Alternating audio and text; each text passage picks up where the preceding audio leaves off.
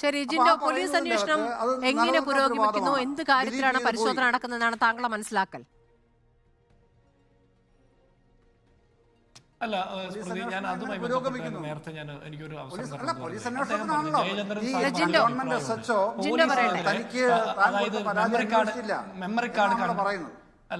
Memory card കണ്ടെത്തണം, memory card കണ്ടെത്തണം എന്ന് CPM നേതാക്കന്മാർ ആവശ്യപ്പെട്ടാൽ പോലീസിനെതിരെ പറഞ്ഞു എന്നുള്ള വ്യാഖ്യാനം ഉണ്ടാകും. അതുകൊണ്ടാണ് പറയാത്തതെന്ന്.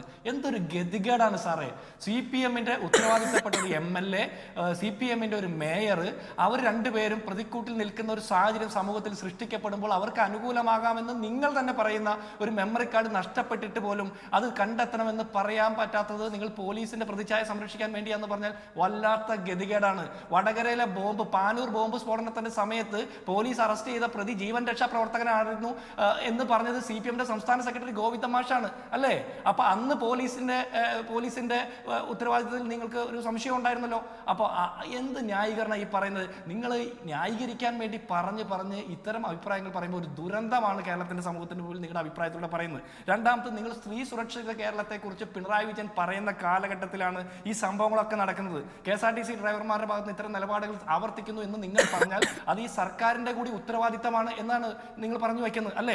ഇവിടെ മേയർ പറഞ്ഞ കുറേ നുണകളുണ്ട്. ലെഫ്റ്റ് സൈഡിൽ കൂടെ ഓവർടേക്ക് ചെയ്തിട്ടില്ല, സീബ്ര ലൈനിൽ പാർക്ക് ചെയ്തിട്ടില്ല, യാത്രക്കാരെ ഇറക്കി വിട്ടിട്ടില്ല, ഡ്രൈവർ ലഹരി ഉപയോഗിച്ചു എന്നൊക്കെ പറയുന്ന നുണകൾ പൊളിയുന്നു. അതുകൊണ്ട് താങ്കൾ പറയുന്നത് യദുവാണ് CCTV ദൃശ്യങ്ങൾ മെമ്മറി കാർഡ് എടുത്ത് മാറ്റിയെന്ന് താങ്കൾ വിശ്വസിക്കുന്നു എന്ന് പറയുന്നു. ഞാൻ ഉറച്ചു വിശ്വസിക്കുന്നു.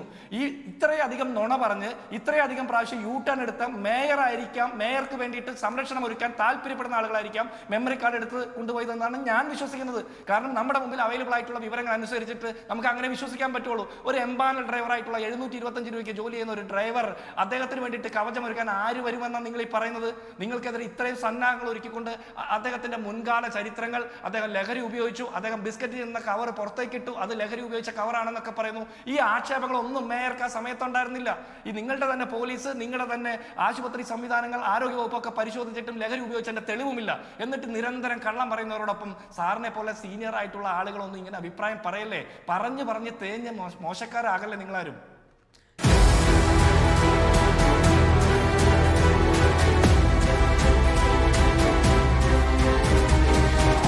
ഡിബേറ്റ് വിത്ത് സ്മൃതി പരുത്തിക്കാട്.